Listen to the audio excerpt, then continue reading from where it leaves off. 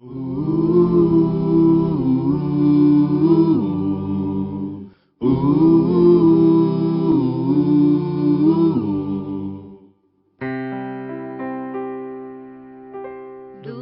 teu falar, ó Salvador, jamais vou duvidar, é encorajador. Alimento Diário, série Então Virá o Fim. Título do volume 2, As lições necessárias para a edificação da igreja. Autor Pedro Dong. Título da semana 4, As lições necessárias para a edificação da igreja. Domingo. Ler com oração Colossenses capítulo 3, versículo 13, versão King James atualizada. Zelai uns pelos outros e perdoai-vos mutuamente. Caso alguém tenha algum protesto contra o outro, assim como o Senhor vos perdoou, assim também procedei. A derradeira lição da edificação: perdoar e pedir perdão. Depois de abordar a importância da comunhão para lidar com os conflitos na prática da edificação da igreja, hoje discorreremos sobre outra importante lição: perdoar uns aos outros. Pedro perguntou ao Senhor: Senhor, até quantas vezes meu irmão pecará contra mim que eu lhe perdoe? Até 7 vezes? Respondeu-lhe Jesus: Não te digo que até 7 vezes, mas até 70 vezes 7. Mateus capítulo 18, versículos 21 e 22. A fim de aprofundar esse assunto sobre o perdão, o Senhor contou a história do credor incompassivo, a quem o rei perdoou uma dívida impagável. Saindo, porém, da prisão, ele agarrou seu conservo, que lhe devia pouco dinheiro, e o meteu na prisão. Querido leitor, será que nós também não somos assim? O perdão é uma lição extremamente importante na edificação da igreja. Se não soubermos perdoar, não haverá edificação da igreja.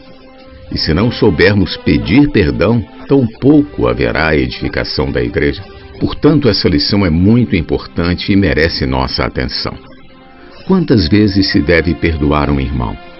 No plano terreno, no plano humano, há limite para o perdão. Nossa paciência tem limite. Pedro, por exemplo, era muito complacente e conseguia perdoar até 7 vezes. Jesus, no entanto, disse 70 vezes 7. No reino dos céus, o perdão não tem limites. Jesus então proferiu uma parábola sobre o ajuste de contas que um rei teve com um dos servos. A dívida era de 10.000 talentos. O talento é uma unidade monetária e também uma medida de peso, em ouro ou em prata. Um talento valia cerca de 6.000 denários, ou seja, 6.000 dias de trabalho. Um denário é o pagamento por um dia de trabalho, conforme Mateus capítulo 20, versículo 2. Se tivéssemos de converter sua dívida de 10.000 talentos em dias de serviço braçal, isso equivaleria a mais de 164.000 anos de trabalho. Ou se convertêssemos em peso ouro, sua dívida seria em torno de algumas centenas de toneladas. Em outras palavras, sua dívida era impagável.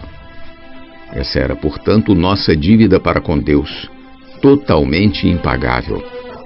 O rei, contudo, perdoou sua dívida, pois sabia que ele não conseguiria pagar. Todavia, esse servo, por sua vez, ao sair da prisão, foi cobrar a um conservo que lhe devia apenas 100 denários, isto é, apenas 100 dias de trabalho. O servo não lhe perdoou a dívida e meteu-o na prisão. Quando o rei soube do ocorrido, indignado, o entregou ao verdugo até que pagasse toda a dívida. Assim também meu Pai Celeste vos fará, se do íntimo não perdoardes cada um a seu irmão.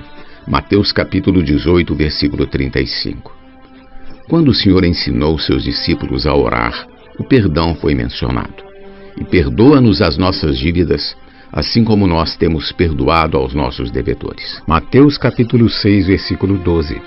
Perdoar exige agir com misericórdia. Leiamos Tiago capítulo 2, versículo 13, diz assim: porque o juízo é sem misericórdia para com aquele que não usou de misericórdia. A misericórdia triunfa sobre o juízo. Se você aqui na terra não perdoou, não usou de misericórdia, um dia Deus também irá julgá-lo sem misericórdia. Por isso usemos de misericórdia, porque a misericórdia triunfa sobre o juízo. Quando você usa o critério de certo e errado com seu irmão, isto é, quando o julga, não o perdoa e o mete na prisão, você desconhece que a misericórdia tem vitória sobre o juízo. Se alguém exerce misericórdia, essa pessoa tem mais lucro. Por isso, sejamos misericordiosos. Quando o apóstolo Paulo escreveu aos Colossenses, algumas virtudes foram recomendadas para que houvesse edificação entre eles. Assim como o povo escolhido de Deus, santo e amado, revestivos de um coração pleno de compaixão, bondade, humildade, mansidão e paciência. Zelai uns pelos outros e perdoai-vos mutuamente, caso alguém tenha algum protesto contra o outro. Assim como o Senhor vos perdoou, assim também procedei. Acima de tudo, no entanto, revesti-vos do amor, que é o elo da perfeição. Seja a paz de Cristo o juiz em vossos corações, tendo em vista que fostes convocados para viver em paz, como membros de um só corpo, e sede agradecidos. Colossenses capítulo 3, versículos 12 ao 15, versão King James atualizada. Exerçamos compaixão, empatia e procuremos entender nosso irmão. Procuremos saber por que um irmão nos ofendeu. Talvez ele estivesse nervoso naquele dia. Se compreendermos a história dele, saberemos por que ele agiu daquela maneira. Vamos aprender a ter compaixão uns com os outros e não apontar o dedo para o nariz do outro. Exerçamos também a bondade. Não tenhamos maldade para com os irmãos. Sejamos humildes e evitemos a prepotência. Sejamos mansos e pacientes.